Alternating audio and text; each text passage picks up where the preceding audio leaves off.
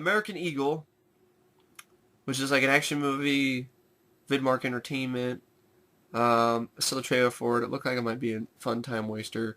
When you're the best in the business, there are only two choices: win or die. So, it's back, American Eagle. Or should have 20 years ago, Vietnam turned 3 American boys into men. But amidst the horror, Johnny Burke cracked. When his friends Max and Rudy stop him from torturing an innocent Cambodian girl, he wheels on them and, aflame with hatred, vows vengeance. Now, 2 decades later, Johnny Burke's day has come. He masterminds the kidnapping of Rudy's beautiful sister Angela and 6 other gorgeous models from a sleepy tropical town. Rudy calls Max, now a CIA mercenary, exhausted with death, and together they follow a blood-baited trail into the heart of a madman's cunning revenge. Asher Browner, who wrote the film's bone-chilling screenplay, stars as Max. The mercenary discovers the killing is different when it's personal.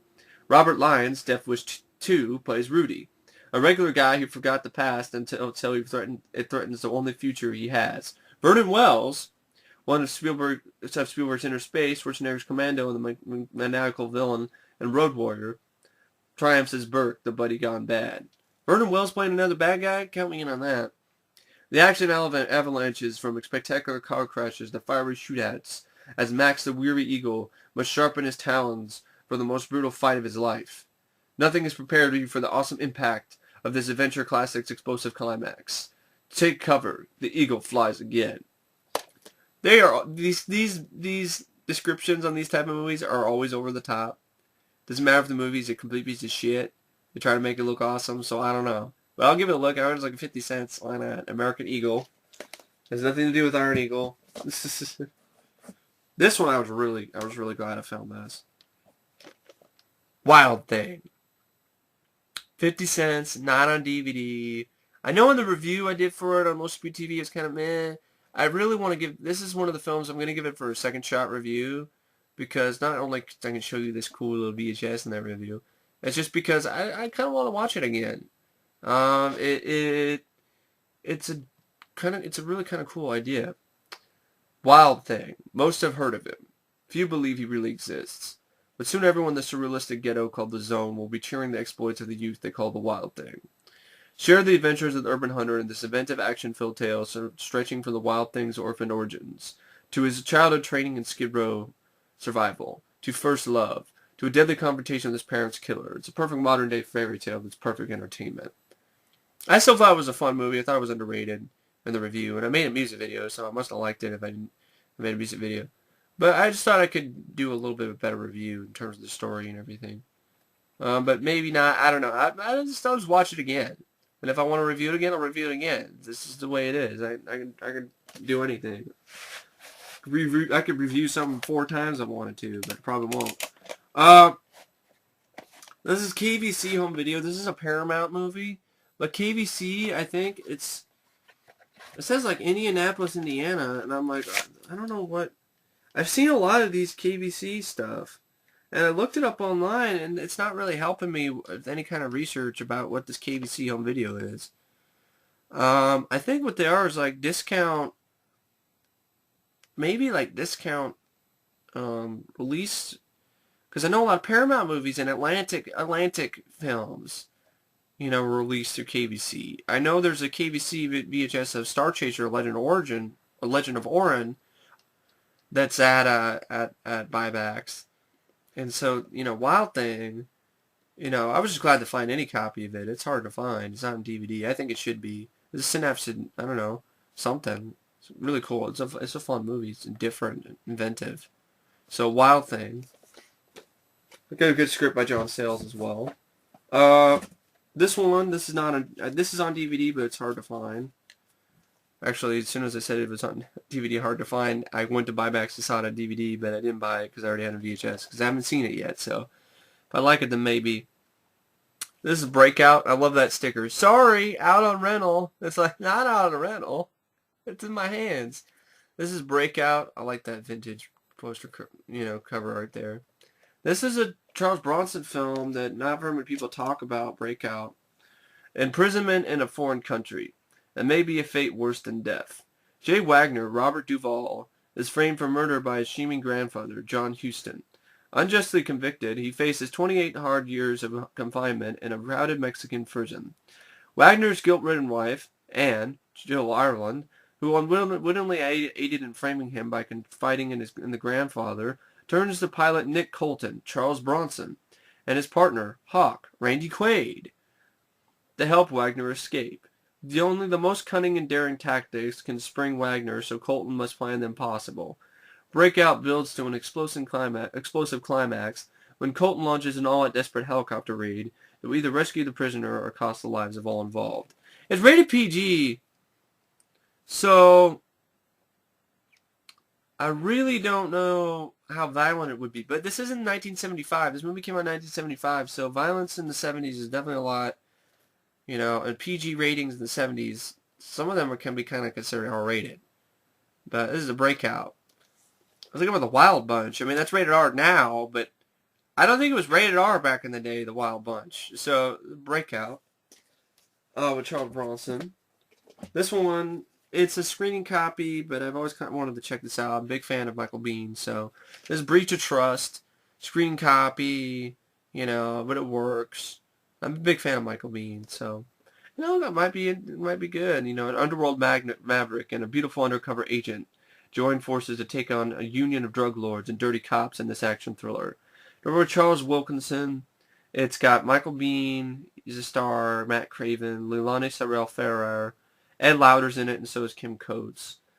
Not anybody really famous other than Michael Biehn. But I'm a big fan of Michael Biehn. I think he's an underrated actor. I like Michael Biehn a lot. So Breach of Trust. Here's another one that I was glad I found. I've been wanting to see this. It's for this on the trailer. It's funny. I found a link online, but the torrent file didn't download all the way. Another one that used to be owned by Debbie. I'm just stealing a tape. This is Made in Heaven with Kelly McGillis and Timothy Hutton. You're like, this is a girly movie. It's like, I actually saw the trailer and it looked like it might be a really good movie. And it's directed by Alan Rudolph. And basically it's a romantic comedy with the top-notch performances by Timothy Hutton. Made in Heaven is a beguiling film for the whole family. The story begins with the untimely death of its hero and his arrival in heaven. After some initial adjustments, he meets Annie, played by Top Gun's enchanting Kelly McGillis, and falls in love. But even in heaven, the course of true love is never easy. Annie is a new soul due to Earth, and Mike must risk everything. Mike must risk everything and return to Earth to find her. Sharply directed by Alan Rudolph, the film moves with a subtle comic rhythm, laced with a wonderful supporting turn from Marvin Stapleton and a brilliantly disguised performance by one of Hollywood's hottest actresses, whose identity will remain a mystery. Made in Heaven also boasts several surprise cameos. The pursuit of internal bliss has never been so sly, engaging, so magical as it is in Made in Heaven. And I saw the trailer, and it just looked like a really cool kind of idea. He wants to get reincarnated, and he basically wants to. It's the whole thing where it's kind of complicated. He dies, but God's willing to give him a chance to reincarnate him. And he wants to find his girlfriend before, it's too late, before, she forgets about him and things like that. And I think there's something to do with the state of time is different with the whole reincarnation thing or something. I'll give it a look, and I'll definitely, if I don't like it, I'll definitely say so. But it sounded interesting. I saw the trailer, and it really did look like a really kind of interesting idea. And it also had like a really, really good style to it. A little black and white footage, and looked really interesting. So we have that, and then that's Made in Heaven. This is Not Quite Paradise. This is a New World Video release. Basically, it's, they came to find love, laughter in themselves. What they found was not quite paradise. It's directed by Louis Gilbert, the director of Alfie and Educating Rita. Stars Joanna Pacula, Sam Robards. Basically, the scene is all too familiar. The war-torn Middle East is ablaze with internal warfare. Borders and allegiances change overnight, and the threat of terrorism is a constant and far-reaching. It is against this violent and seemingly rational backdrop that Mike, Sam Robards, a young American medical student, and Joanna Pacula, a beautiful Israeli girl, find love. Living and working in a kibbutz by choice, braving fires and terrorist attacks by necessity, learning to live, love, and respect each other in spite of their hostile surroundings. Together they forge a new beginning and find a love that blossoms in a world gone mad. Not Quite Paradise is directed by Lewis Gilbert, whose screen credits include Alfie, The Spy Who Loved Me, and Educating Rita. It's rated R. It's 1984 was when the film was released. So I'm going to give it a look. I mean, it makes it look like a romantic comedy. But really, I guess it's an action movie. This is action. Well, we'll find out if it really is an action movie. But Not Quite Paradise. And I think I did see the trailer for it one time on one of the VHSs. This is Orion's Belt with some really kind of cool cover art here. And, yeah, I think it's some pretty cool cover art. Winner of 5 International Film Awards, including Best Picture, Best Actor, and Best Cinematography. A secret mission leads to a deadly game of intrigue. Orion's Belt. The enemy is their own. A gripping tale of international intrigue and political double-cross. Orion's Belt is the code name given by military strategists to an area bordered by Russia, Greenland, and Europe. An area as highly monitored and patrolled as any in the world. For one spark, there can ignite an explosion with global repercussions. It is against this highly charged political backdrop the 3 Norwegian adventurers find themselves pawns in an international chess game. Stumbling upon a secret Soviet military station, they are forced to flee across miles of barren countryside, only to find that the extensive nature of what they have seen has turned even their own government into a deadly threat. So really, it's a Russian movie. It's either Russian or Swedish or something. I think it's a Swedish movie. Because you have all these starring Helge Jorda, Sver, Anka Ostor, directed by Ola Sholem, released in it was made in 85, but it wasn't released in VHS until 88. But this is Orion's Belt. And I just thought I'd give it 50 cents. It's some pretty cool cover art. I like that idea. It's kind of a different, good idea plot. And a winner of 5 International Film Awards. Hopefully it's pretty good. And I got this. This is WildC.A.T.S. Jim Lee's WildC.A.T.S. cartoon. Crack the Coda. I saw like WildC.A.T.S. I think I have one of these VHS in Oklahoma. I don't know for a fact. I don't know if it's the Crack the Coda or the other one. But anyway, this is a few episodes. I know this is on DVD, and if I do see it on DVD at buybacks or something, I'd probably pick it up because I like WildC.A.T.S. It was a short-lived show, but it was really well animated. It was some great animation. It literally looked like the characters just jumped off the page from the comic. It's onto the small screen. Anyway, we're almost done the VHS.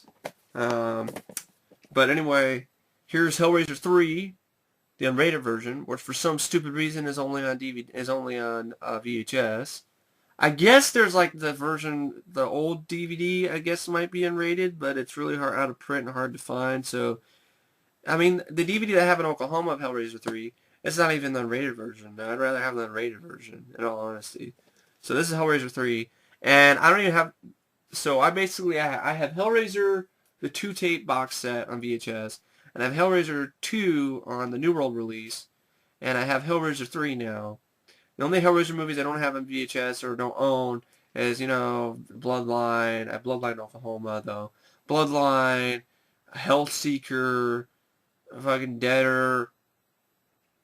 If I saw them for cheap, I'd probably pick them up. But I've contemplated buying that set, the one with all the Hellraiser movies on it, from Mill Creek Entertainment or something. If I ever do review the Hellraiser films, if it's cheap enough at buybacks, I'd probably do it. Along with Hellraiser.